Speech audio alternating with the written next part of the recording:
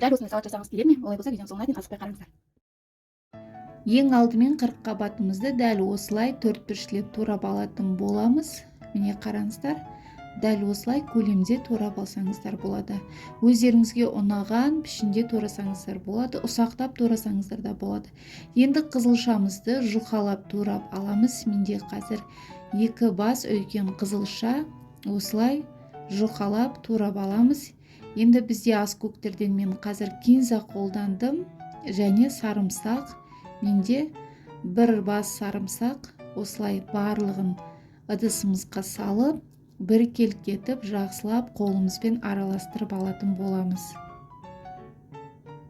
Барлығын бір келкетіп араластырып алыңыздар. Өте дәмді салаттардың бірі, оп-оңай жасалады. Қаназдыққа, иммунитетті көтеруге ең пайдалы салаттардың бірі.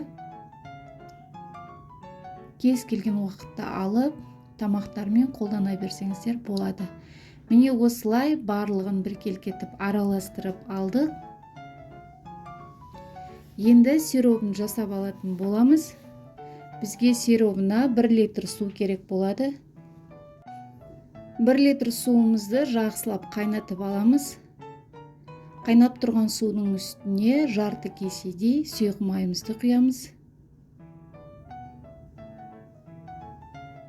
2 ас қасық осылай тұзымызды салып аламыз. Және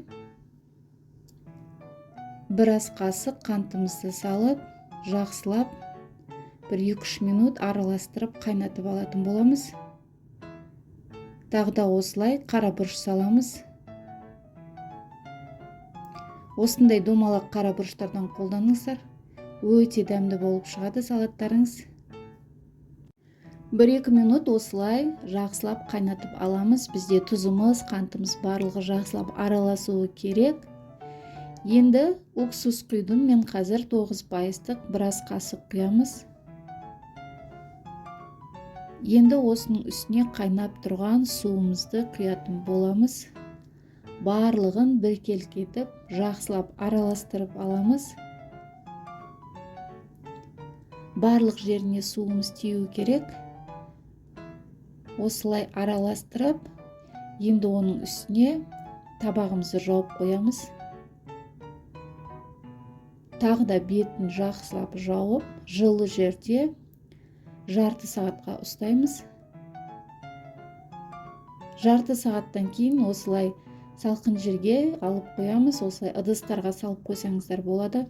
Суығаннан кейін осылай банкіге салып, немесе бір шыны ыдысқа салып, холодильникке салып қолдана берсеңіздер болады.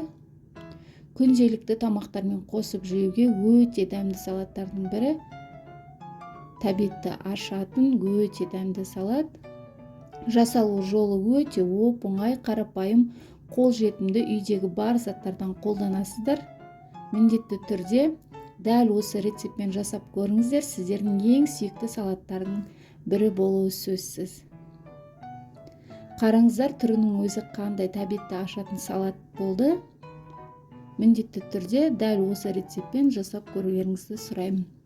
Барлықтарыңызға ас болсын. Келесі видеоларда кездескенше сау болыңыздар.